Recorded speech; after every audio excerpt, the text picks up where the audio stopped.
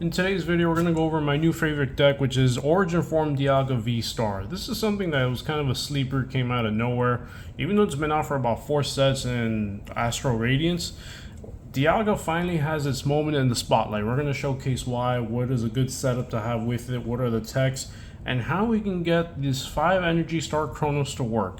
Thank you guys so much for taking the time to watch the video, and I hope you enjoy it. Let's get into it with that. Dialga VStar. If you guys remember when Astral Radiance came out, the popular deck was Palkia VStar for sure.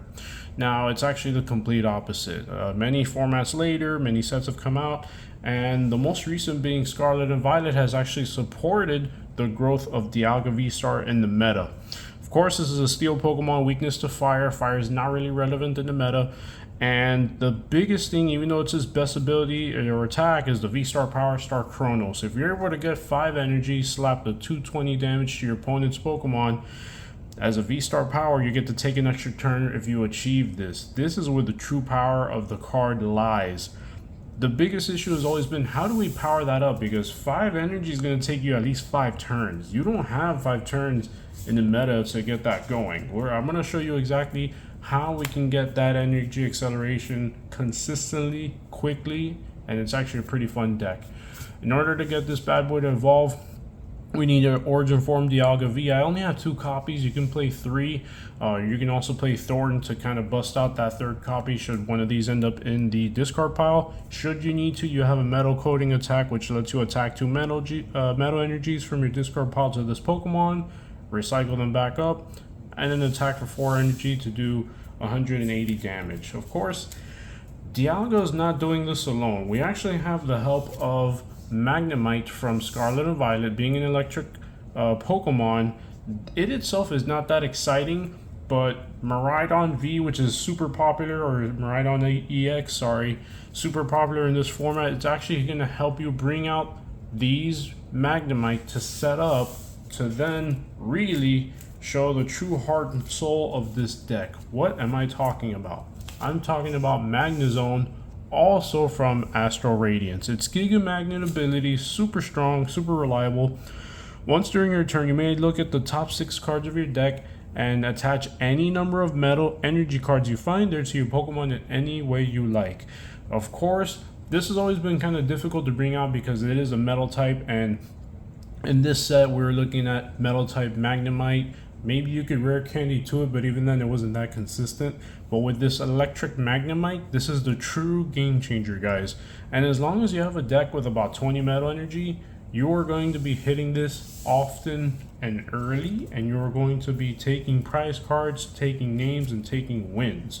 Apart from that, we also have this one tech card in the form of Magnezone EX, also from Scarlet and Violet. The reason we like this is because being an EX, it does have that high HP of 330, the highest out there, and for 1 energy you get to do Energy Crush. Does 50 damage times the number of energy attached to all of your opponent's Pokemon. This is something that's actually strong against Gardevoir EX, anything that accelerates energy quickly. It can actually knock out others that are using Miraidon or other electric decks and similar. So if they don't see it coming, your 1 Magnemite can rare candy evolve, skip Magneton over to Magnezone. That's right, you don't need Magneton, you can just use rare candy and slap some crazy damage to them. Almost every deck is rocking Lumineon V for the obvious ability Lumineous Sign. You basically play it from your hand to your bench, search a supporter. That's your boss in the late game, that's your Professor's Research early on. If you're running Lost Zone, Lost Box, Colress's Experiment, any supporter you can think of, there is never a wrong time to play Lumineon, or almost never. Now, should you ever start with Rotom V, this is actually the best one to have while you're setting up, because its ability is actually similar to Zacian V's Intrepid Sword from Sword and Shield base. Once during your turn, you may draw up to 3 cards, or draw 3 cards specifically, and end your turn. Again, if you're still trying to set up, it's not bad because you get some free cards, maybe do it once or twice, and then you should be rolling by then. 1 energy retreat cost, not bad. And they're not the only electric Pokemon. Like we mentioned earlier, you do have Miraidon EX. The reason this card has been so popular, so good lately, because when you play it, not even when you play it, once it's in your your bench. Once during your turn, you may search your deck for up to 2 basic electric Pokemon, put them onto your bench, shuffle your deck. This is Battle VIP Pass, rinse and repeat, built into this one EX Pokemon that it itself can also be a lone attacker in the form of 2 electric energy and 1 colorless. Photon Blaster does 220.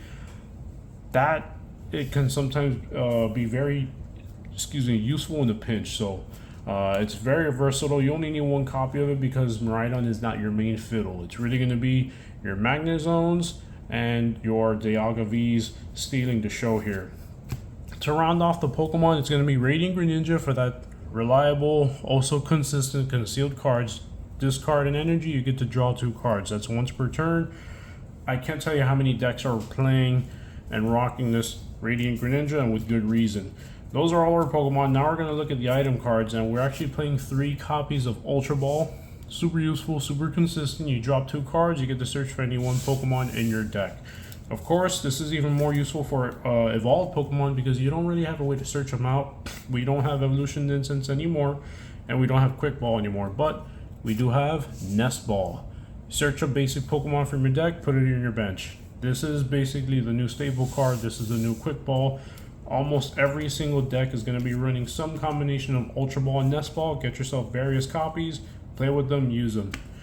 Rare candies. It doesn't matter what they look like, guys, but rare candy is very important for this strategy to work. You got to get your Magnemites out, and you got to evolve them into your Magnezones, whether it's the metal ones from Astral Radiance, the Magnezone EX, any Magnezone that's a stage 2, you're able to rare candy off of any Magnemite, typically the one that's electric type, so that way you can get your strategy running and rolling much more sooner. Of course, we're done with the items there, or no we're not, but we're going to jump into a supporter, which is Serena. Very useful because you can either switch one of your opponent's bench V Pokemon with their active, you never know when you might use it, or you can discard up to 3 cards from your hand and draw up to 5 in doing so. So it's a good flex option. You can use it as a boss, you can use it as a way to declunk your hand and search some more, and just keep your strategy going so that way you don't brick. Bricking is the worst when you're playing any card game. Boss's orders, textbook, standard, switch your opponent's bench with any active. Of course, this doesn't have to be V because bosses can get anything out. And you almost always want to have anywhere between 1 to 3 copies depending on how the deck works and your strategy. Your other supporter is going to be 2 copies of Avery, very useful so you can draw 3 cards. But also, if your opponent has more than 3 Pokemon on their bench, they have to discard Pokemon until they have no more than 3. This can be very useful in decks that try to load their bench and they need to have multiple Pokemon in order to keep going and to survive, while you get to wreck their strategy that way. Even though this is not really a primarily water deck, Irida is very useful since you have Lumineon and you have Radiant Greninja. You get to search your deck for a water Pokemon and an item card, reveal it, and put it into your hand. This is very useful, especially in the beginning. This deck doesn't necessarily run Battle VIP Pass, but if you did, that's one of those that you can pull out whenever and get your setup going, or some of your ball supporters so that you can also play your Pokemon early and consistently. Next up is actually 1 to 2 copies of Thornton. Thornton is very useful when you're playing Dialga because sometimes you need to swap that one basic with one in your discard pile, or maybe the one that has all the energy is not the one that you want to evolve, but you want to swap it. That's where Thornton comes in. You get to have somebody sitting in the wayside. Let's say you ran out of Dialga Vs, but you have a V-Star in your hand and you really want to use it. You get to Thornton, so you can bring it back and you can keep going. Or maybe you have a Dialga and you want to swap it with a Magnemite because you just need that one more Magnezone. You got the rare candy, you get Thornton and bring the Magnemite back from your discard pile to your bench. That's what it does. It just swaps one of the Pokemon in your discard pile from to the field, and it's actually great. We have 2 more items. One of them is Energy Recycler because we're going to be discarding and going through energy often. It's very useful to have at least 1 copy, because you get to shuffle up to 5 basic energy cards from your discard pile to your deck. This is extremely useful, especially in order to keep feeding your Magnezones so that they can in turn keep feeding your other Magnezones or your Dialga Vs. You definitely want at least 1 copy. An energy switch, this is not a requirement, but it's a good idea. You get to move 1 energy from one Pokemon to the other. It's kind of like a flex spot. Again, this particular build does not have Battle VIP Pass. You can take out some of these cards and put at least 2 copies. Not bad. Credits to Tricky Jim. This man's a genius, and he actually inspired me to build this deck, and I've had a lot of fun. This deck does run 2 stadiums. Again, this is not something you need, but it's a good flex option. The first one being Crystal Cave, because you get to heal 30 damage to all of your metal Pokemon every turn. This is especially useful against Lost Box. If anyone's trying to Sableye, sprinkle damage on all your supporters, your Magnezones, or your Magnemites, well, you get to heal off some damage. And also Pat to the Peak, which of course it's still super useful even in this meta, because any Pokemon with a rule box has no abilities, not just Vs, not just GXs. The new EXs, if they have abilities, they don't work because they're considered rule box Pokemon. We're pretty much done, guys. If you enjoyed the video, I really appreciate you letting me know, simply by leaving a like. Let me know your comments, your thoughts, if you're building this deck, how you're doing it, and what you think about, and if you've been playing it.